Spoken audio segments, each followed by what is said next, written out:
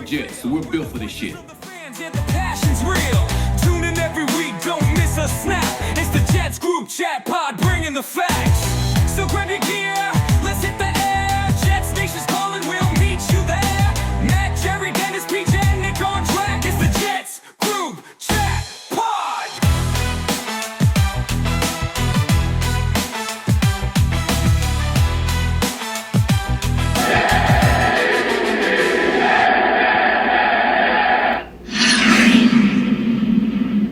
All right, welcome back in, ladies and gents, to the Jets Group Chat Podcast. Once again, I'm your host, Matt Cardos, coming at from a week one tough loss to Pittsburgh there yesterday. So we're coming at you to kind of recap that whole cluster F. Joined tonight by my esteemed co-hosts, PJ. How we doing tonight, buddy? Doing all right, man. Doing Yeah. good. Hanging in there. How we doing, Spiga? How's everything down there in lovely Florida? Handsome as always, baby. I'll be honest, I feel a lot better after that loss than I have in recent memory. I was just telling Carlos that, like, I don't feel that terrible. Yeah, that's what PJ and I were just saying. It's interesting. We'll get into this here in a second, but as always, you could find us on YouTube, Spotify, Apple Podcasts. Make sure you're subscribing, follow, share it all out. Each and every episode, turn notifications on. You could find us there. Also, we're on Twitter at Jets Pod and Instagram at Jets Group Chat Pod. So make sure you're following us on all the proper channels. But yeah, it's interesting because PJ and I were just talking before you hopped on, Spiga, and I was like, man, I think I'm still mad about yesterday. Like walking out of this, I was legitimately aggravated. Oh, yeah, you were at the game, so that's a different feeling. I wonder if that plays into it. That could be Definitely that. Yeah. And I sitting back today, I feel a little bit better about it. But yeah, I mean, the takeaways from it are you have to be, if you believe in moral victories and you want to see change in the culture and the whole thing, it's this huge step in the right direction. But I think it's almost, as a Jet fan, you become so numb to them being irrelevant. You almost expect them to lose almost every time you go into a game. That's just the way things have gone the last decade plus 15 years. And so you're really not usually upset. I usually just walk in there expecting them to lose. And when they do, you're like, all right, no harm, no foul. But I guess when they play as well as they did, they played like they were the better team for almost 98% of that game. It really sucks to walk out of there without the win. The whole Aaron Rodgers storyline is kind of pissing me off. That he gets to walk out of there with the upper hand, There's a lot of emotions walking out of there, but I guess here Monday morning quarterbacking this whole thing or Monday evening quarterback, if you want to I don't know. I guess PJ, how are you feeling? I know you kind of said how you feel. You're not all that mad, but just what were your takeaways from that game, and why are you not that mad? What made you feel so good about that loss? Man, Justin Fields looks good.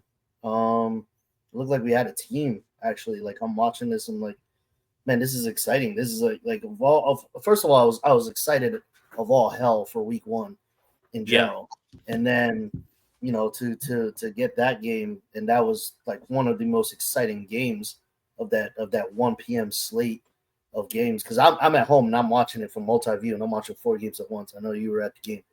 Right. I'm watching all these games at once, and the Steelers Jets game, my eyes are glued. Breece Hall's breaking out runs, Garrett Wilson's catching touchdowns. It was exciting to watch. There's lead changes, there was 9 different lead changes. It was a really, really good game, exciting game to watch.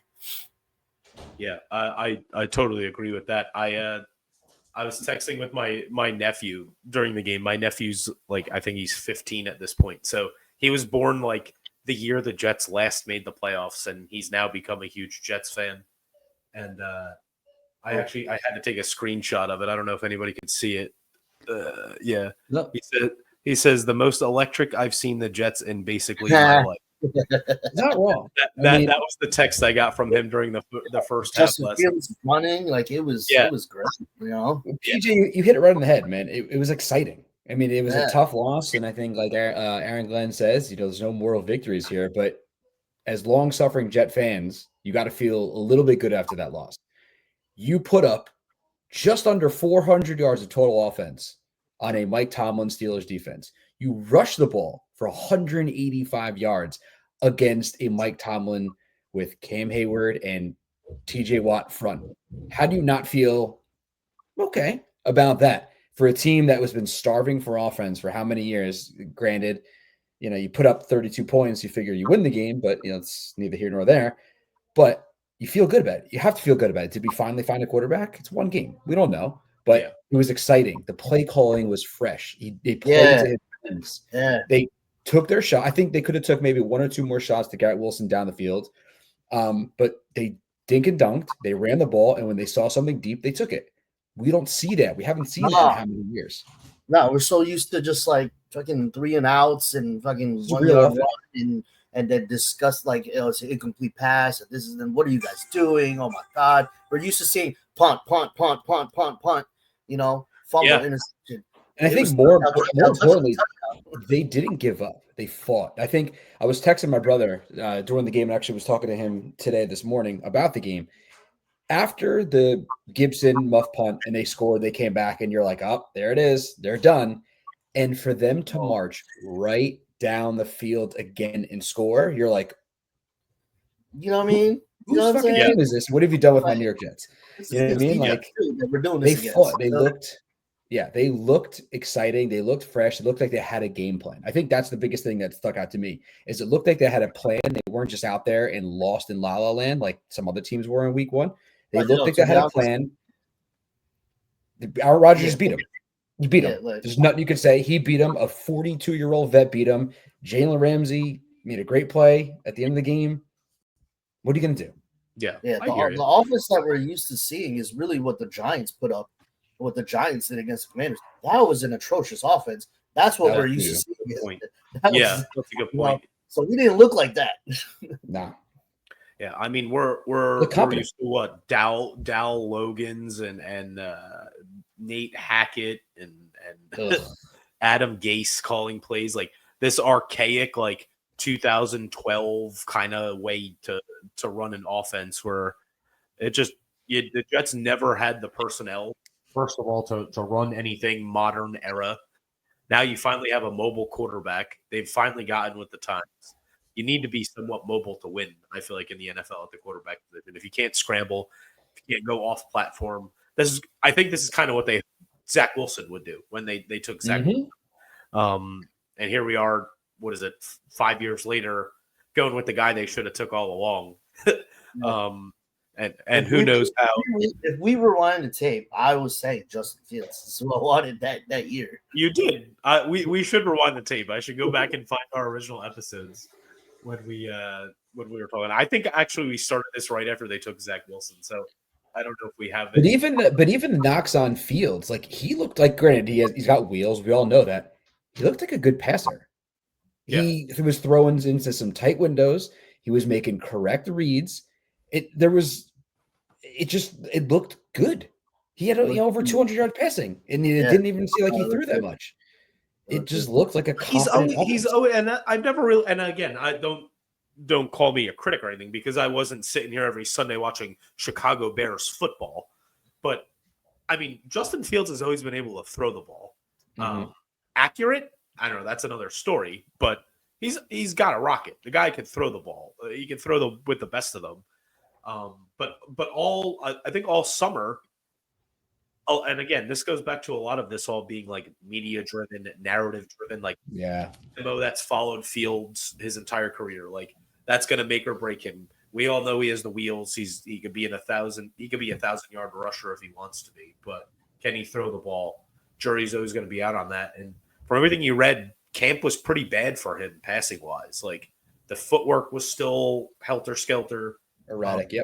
And erratic all over the place. And every Jets beat guy, Samini, Connor Hughes, Rosenblatt, Costello, all these guys that are there every day, said a lot of these days was iffy. It's very spotty, in the passing game. And so that's the biggest question that you walk into with week 1. And that, like you said, they didn't play some slapdick defense or some. They played a real deal defense. Yeah, team overall. They have the best pass rusher in the NFL on that team. You have a good, a good front.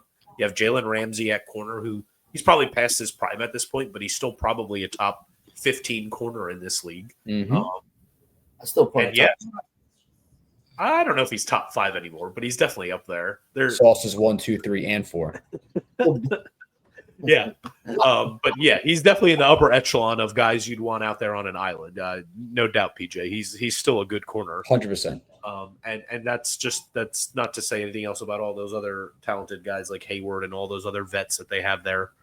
And he went up there and, like you said, he aired it out when he had to. He made good reads. He rolled out. He scrambled. And I think that just goes to, was he sacked? One. They had one sack, I think, yeah. on Fields. Yeah. So Membu had TJ Watt in a blender all game. Like, Yeah. He stood his ground. just without AVT, like it was exciting. Yeah, I thought the line as a whole held their own, but I think you got to give a lot of credit because we didn't know anything about Tanner Engstrand. All we knew was that he was kind of understudy of Ben Johnson. He was coming from an explosive offense in Detroit. Who looks like they might be missing both of those guys at this point after that performance yesterday. But it tells me that guy learned a thing or two under Ben Johnson, and just. He was in his bag yesterday, man. He was dialing it up. He was locked in on the play calls, and I mean that naked boot in the red zone was a filthy. I haven't seen that since Mark Sanchez in fucking 2009. But like you said, Spiga, I like the game that he called overall, given what they had. Holy shit, look what happens. When you put the ball in Breece Hall's hands, good things happen, man. You block for him, look what happens. Yeah, yeah. When you have a competent line and you put the ball in his hands, they dialed it up for him in the passing game a lot. They blocked well for him. And it was good blocking. They damn near that D line, like there was excellent blocking. Yeah. And they caught the ball when they needed to. I mean, it didn't look like they didn't have a number 2 yesterday. Again, the way this offense is going to run, it's going to be a lot of 11 personnel. It's going to be a lot of tight ends, a lot of dunks to the running backs or short routes. But it didn't look like they were totally glaring and missing another receiver out there. Everybody was involved. As much as you can, except for Xavier Gibson. We'll talk about that later. But it didn't seem like they were really truly missing a step anywhere. And I think they played somewhat a complete football game. I mean, look, they scored on every drive in the first half. And I think they punted twice once. Because like PJ said earlier, we're so used to the Jets punt. I think you go through the first half, they didn't punt once. They didn't punt. The first half. It's crazy. You're like, we want to see this rookie punter that they have, and there was no punting in the first half, which is crazy. But when you're playing a tight game like that, that's when it comes down to like you're scoring at almost every possession. Like the team that makes the first blunder here might be the one that that you lose. And of course, that ended up being the the Xavier Gibson play we'll talk about later gave Pittsburgh an extra possession. But yeah, I was super impressed with Engstrand because you just heard about him. Like you knew his history, you knew what he liked to do, but like until you actually like have the job and you're on the sideline and you're calling a game, you don't really know what whole other world. You don't know what his MO is going to be. Like he's obviously going to want to have his own identity. He's not Ben Johnson. He's Tanner Engstrand. He has his own, set of principles, his own way of wanting to call a game. And we had no idea what that looked like going into it. Obviously, preseason, everything they run is vanilla. They're not shown anything in a preseason game. They're not scheming anything up in a game for fucking Adrian Martinez and guys like that. So it's the first time we really got to see him scheme stuff up. And now we know. I mean, I think we all kind of had a strong idea that the identity was going to be run the ball 60% of the time, 70% of the time. And I mean, it turns out that that's exactly what they did. But there was some innovative stuff mixed in there. And I think for the Jets to win, like, I don't know beyond, but just this year for the Jets to, I don't know. We haven't even really got into this, but not to go too off topic, but like, what's your expectations for this year's team? Like PJ, what do you think a potential win total is for this team without thinking too deep into this? Yeah, I just talked about this with my coworker today. Initially, like I was thinking something around like like 7-10 is what I was looking at. But Okay. after dissecting what happened yesterday, and he was bringing up a lot of good points, and he's not a Jets fan, so he's got a neutral perspective on it. Sure. Against the Steelers, against a team like that, he thinks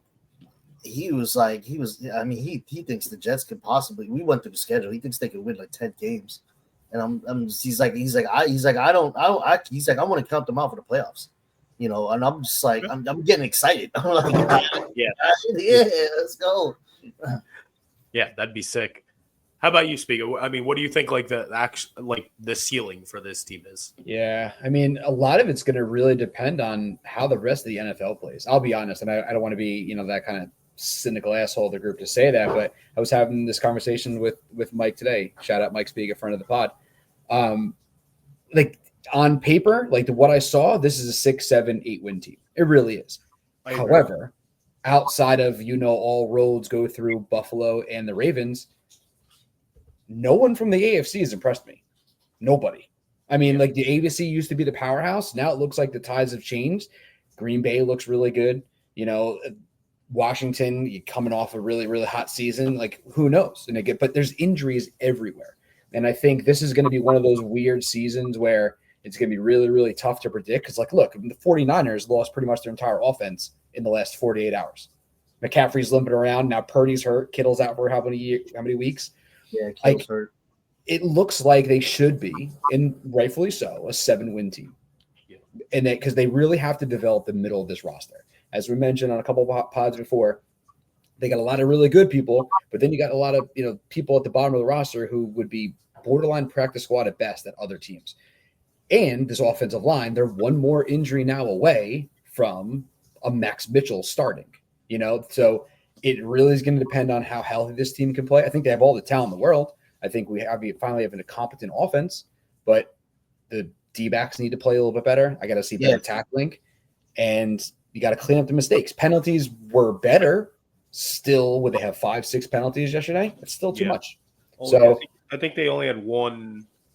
Glenn talked about it today. They only had one false start penalty.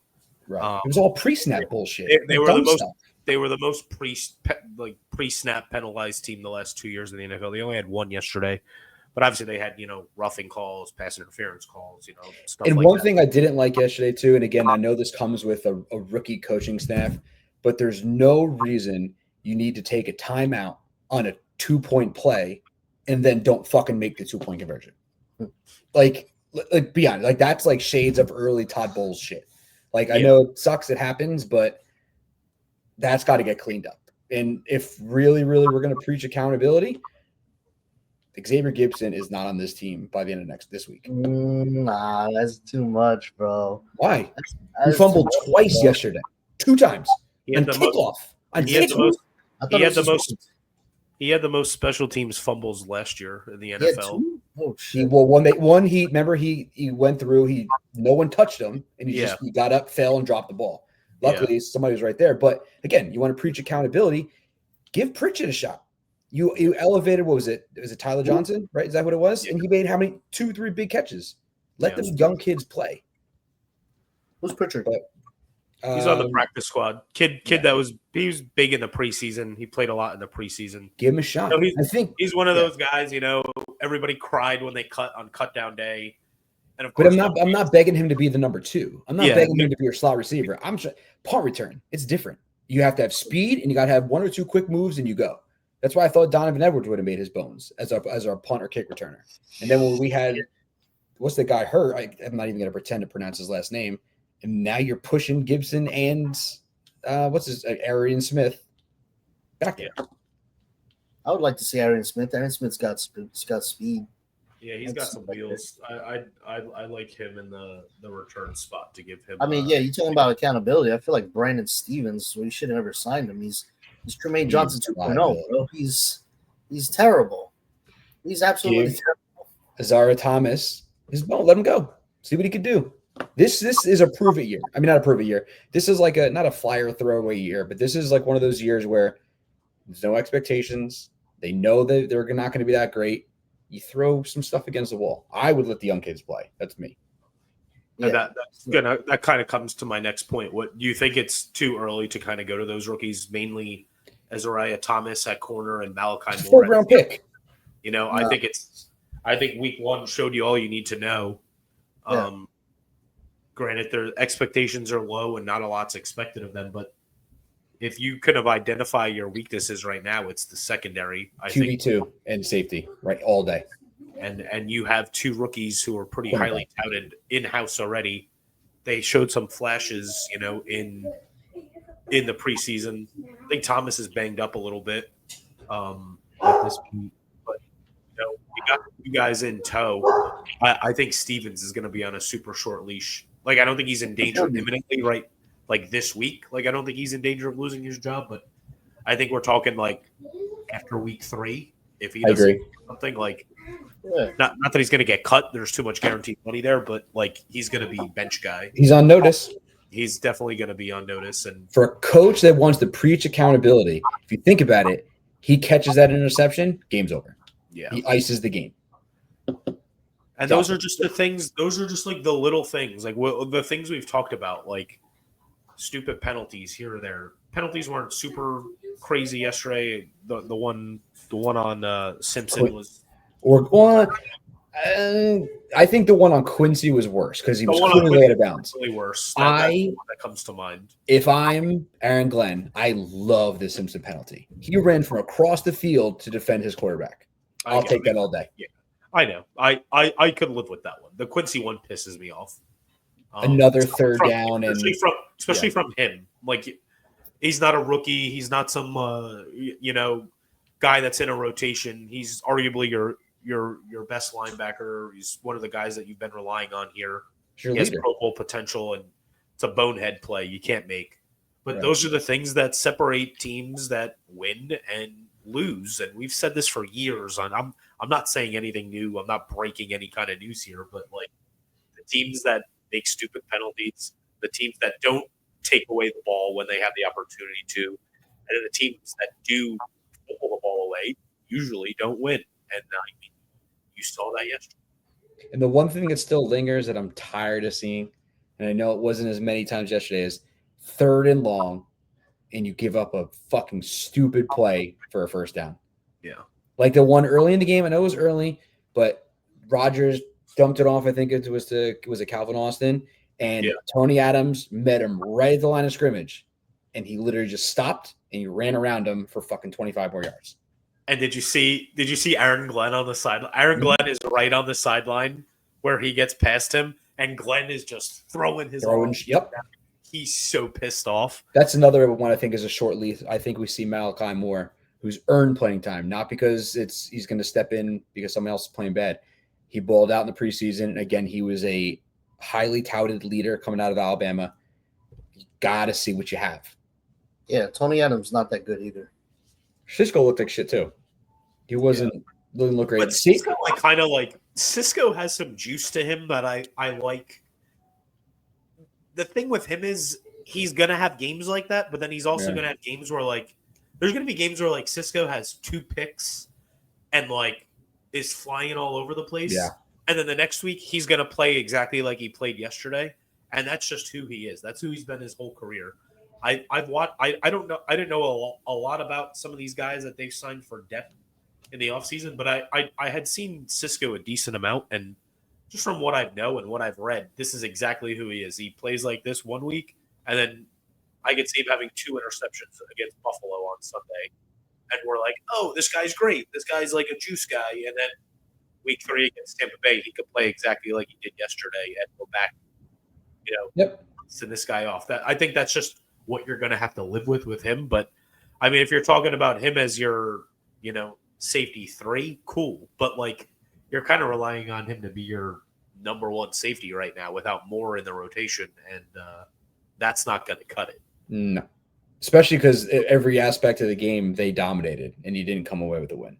Time of possession. I think an underrated aspect too about the Jets defense moving forward is, last year you had Sauce Gardner and you had Reed on the other side, who was like a borderline Pro Bowl player. Probably had a down year for his standards last year, but still a respectable corner on the other side. So what did everybody else do last year? They ran the ball down the Jets' fucking throat, and they couldn't stop it. The Jets could not stop the run last year.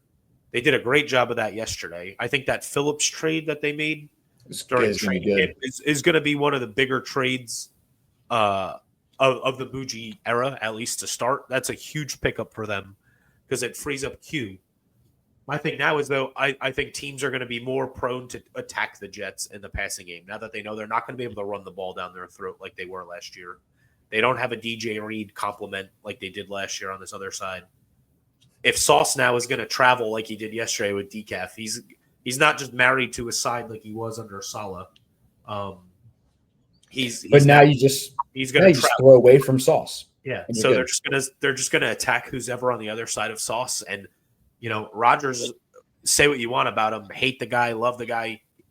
One thing, he still has intellect. He knew what he was doing yesterday. He went after Stevens every chance he got. And he had a quiet, great game where he didn't look like he played that well. He got sacked a bunch. He got hit hard. He had 4 touchdowns. Yeah.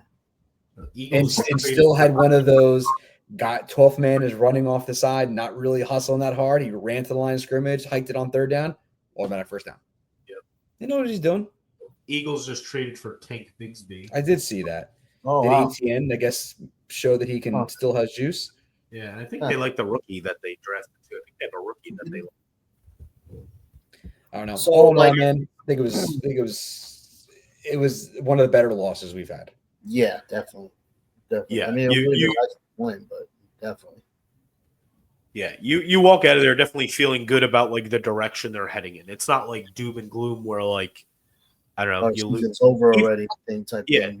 Like even last year, like you felt like shit after that opener against San Francisco. Like just they got blown out. They lost by a couple scores. Like it didn't feel good. So we're at least now like Fields, like we still don't know like if Fields is the guy or not, but at least he answered a lot of the questions that you had about him going into it. And Tanner Engstrand is kind of revealed that he knows how to use Justin Fields, because Aaron Glenn made a good point. I read his quotes today, and he said it's not about what he can't do. We're gonna like utilize what he can do. Yeah, I think that showed yesterday. Like they're very in tune to what Justin Fields' skill set is, and I think they built this offense completely around it and new. And you're gonna see a lot of what you saw, on Sunday in the weeks moving forward. Now, are they going to score 32 points every week? I mean, probably not. I don't think that's like a sustainable, But string together competent offensive schemes and results. Like again, he's going to throw picks. He's going to fumble. He's going to have games where they figure him out and then they spy somebody on him.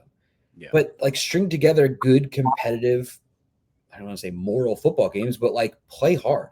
Like Aaron Glenn say? He goes, it's a successful season if the fans like are enjoying the product that's out there.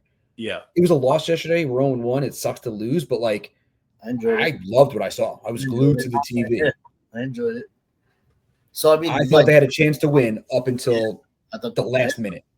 Yeah. And it took a fluke fucking DK Metcalf bumble touched 4 people and he caught it. And Chris Bosworth, who hasn't Boswell, whatever, a career long in 35 years. Like you knew he was going to drill it. Oh, I know. You knew he was going to drill it. There was no question. But if that's what it took to beat them yesterday against a really stout Steeler defense, a Steeler overall team, you have to hang your hat and know that they're making progress with a loss like that. So that game, along with the Ravens-Bills game, they're similar. God. So next week, the Jets got the Bills. I mean, do you guys like the chances? Yeah, because I don't like Buffalo's ability to stop the run, I think the Jet they can't stop the run. They obviously Fields is not the caliber of player Lamar Jackson is, but they play similar style. Scrambling, throw when you have to. Lamar had his way with them yesterday. And for some, I mean, it's a division game. The Jets always seem to play Buffalo well at home, especially early in the year. I remember the game a couple years ago. That might be the parlay buster right there if the Jets win that game. Yeah, so could be. Everybody got the Bills that are parlaying the Jets fucking upset. And again, I'm not going to say that they're going to win, they're going to lose, or whatever. But I do think there's something to that. Was an emotional game for both teams yesterday. a long, drawn out dogfight. Feel like a WWE script, man. There's times where, like, we've seen it time and time again, especially with gambling. That next game, you come back, you lose to somebody, not say shit, I'm not saying we're shit, but like you lose a very, very winnable game because emotions are still running high and it takes a long time to come down from that. There's a world where the Jets could win next week. There is. Will they? Probably not. I think Allen's good enough where he'll figure out that defensive secondary. But if they can get to him, they can move him around, they can get to him quick and sack him. I think they can keep it close. I'd like to see it competitive too. You know what I mean? Like I want to see a blowout. You know, I'd like to see them lead the game for a little bit. You know, just like we saw against the Steelers. It's another 1 o'clock game, right? Yeah, 1 o'clock Sunday. I'll be in Denver. I don't want to see the Jets. I don't want to see the Jets against Buffalo that we saw like right after Christmas last year.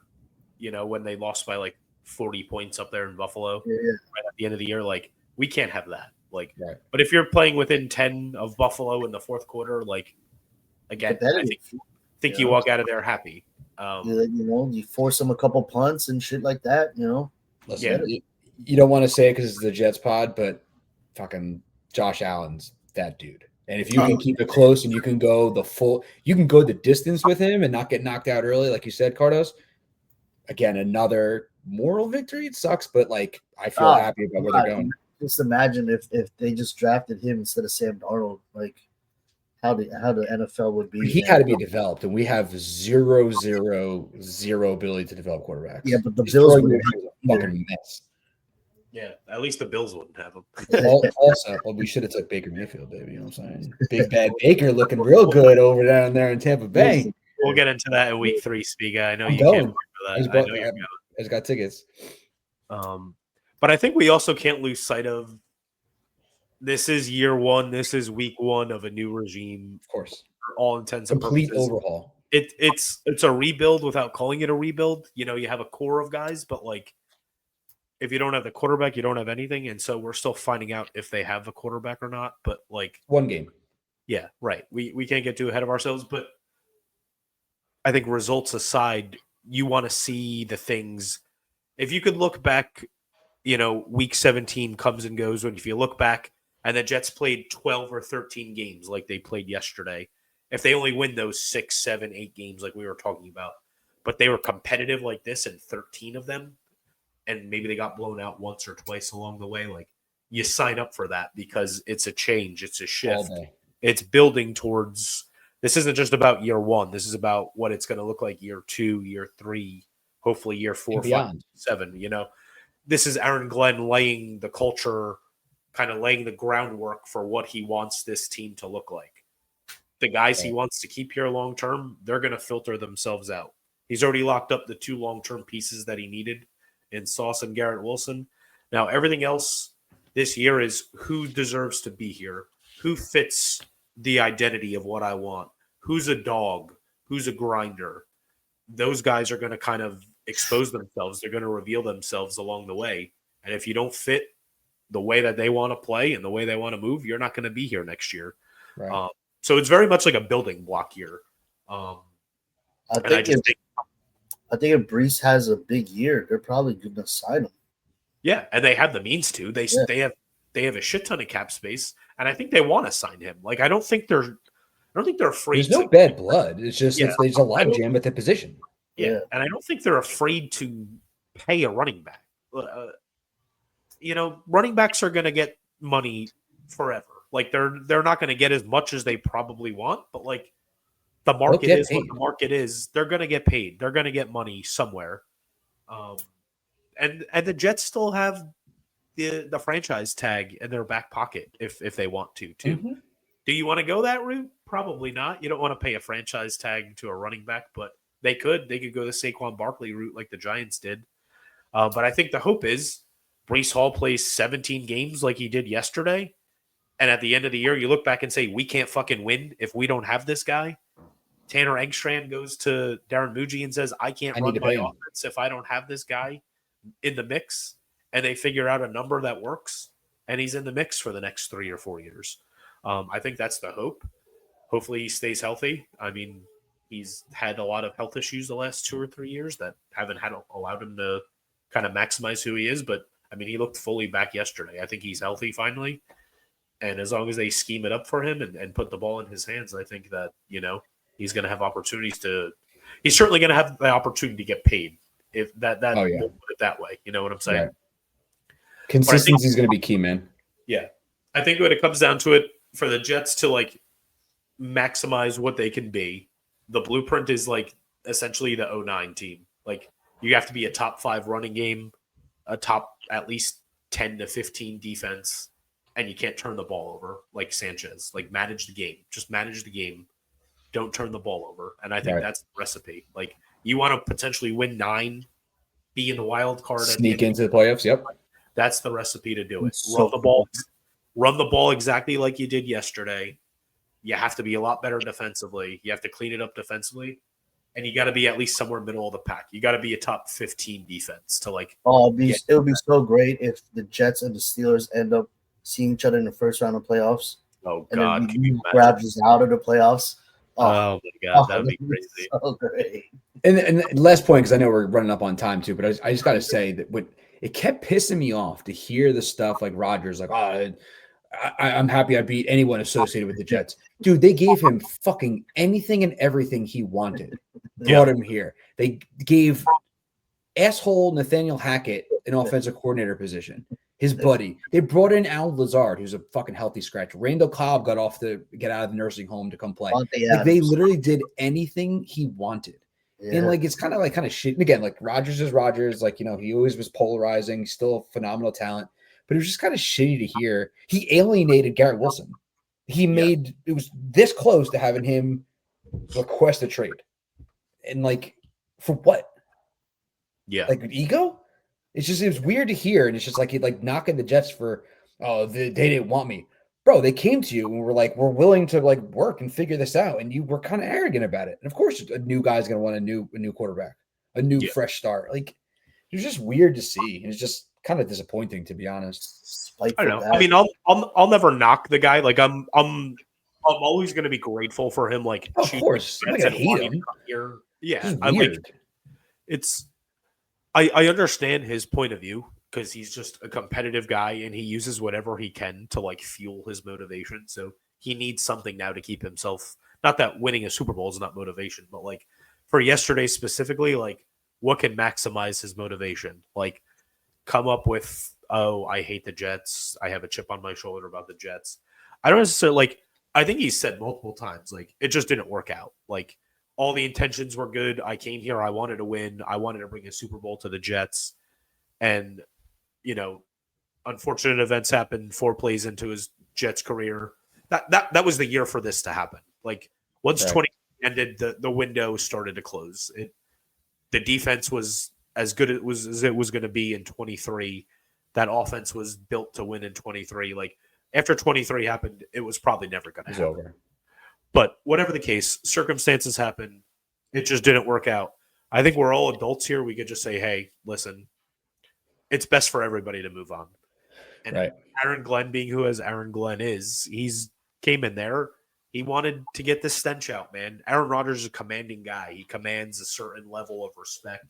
He commands a certain, level of attention on and off the field. And for the way that Aaron Glenn wants to run his team, he doesn't want that. He doesn't want attention off the field. He needs to be the guy. He can't have another big alpha in the room. Correct. So this is essentially I've said this on the last couple episodes. It's very similar like when Rex Ryan took this job. Like the face of the franchise is the head coach, where before like it wasn't Robert Saleh, it was Aaron Rodgers. This was Aaron Rodgers' show. You knew who was making the decisions behind the scenes. You knew who was calling the shots. You knew who the guy in the locker room was that everybody looked towards. They weren't looking at Saleh. They weren't looking at Hackett. They weren't looking at Ulbrich. They were looking at Aaron Rodgers. He was the face of the franchise. Now there's no mistake in that room who the leader, who the alpha of that room is. It's Aaron Glenn. And so those two were never going to mesh. No matter what their goals and aspirations were to win this year, would the Jets be better if they had Aaron Rodgers at quarterback this year? Probably. They'd probably win more games than not, but that's for 1 year. This is a culture building thing.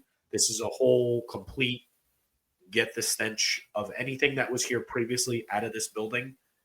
I don't want anybody, you can't risk anybody being above board under Aaron Glenn. And so he got that out of the room. The way apparently went down wasn't great. Rodgers didn't like the whole flying 3,000 miles on his own dime and being fired in 5 minutes and not having a say about it, because apparently that's how he says it went down. We'll never know the full story. Yeah, right. We only know one side of the story, but his side is he came there. They said, let's have a conversation. He came in. They sat down. They told him they were releasing him, and there was no debate. There was no, we'll take a pay cut, do this, do that. It was just, we don't want you. We're moving on. And I don't think Rodgers liked that, because Rodgers has never been fired before. Rodgers has never not had his way before. Rodgers never not had, anybody tell him, it's not your way or the highway anymore. We're making a decision. We're going with our own guys, and that's just how it went down. So, you want to cry over spilt milk, whatever. But I mean, you're all grown men. It's a business. You understand how it works. It's a culture shift. It's a new regime. You got everybody fired in the building. Everybody lost Literally because of you. You didn't play well, and everybody lost their job. And when new regime comes, you're not their guy anymore. And that's exactly how it went down. To PJ's point, I hope that doesn't happen. I hope we don't have to see Aaron Rodgers again, because whatever happened yesterday, I prefer this to just be over now. Like, even close the chapter.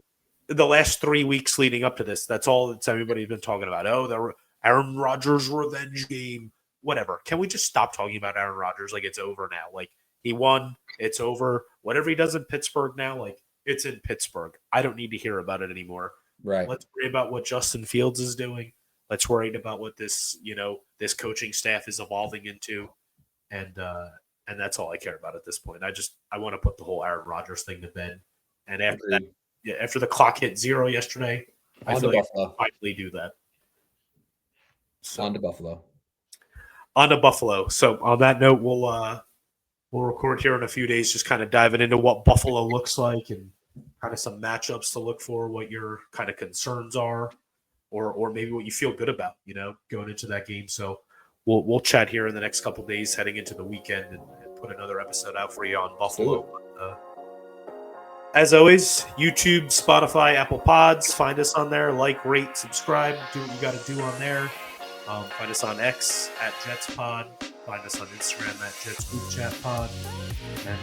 And just keep hanging with us, like all your friends, and hopefully we get another Jets win coming here this weekend and get on the board. Big division game. So let's do it. Get it up here, fellas. All right, PJ, Spiga, you have a good night, fellas, and we'll chat. Shut up, baby.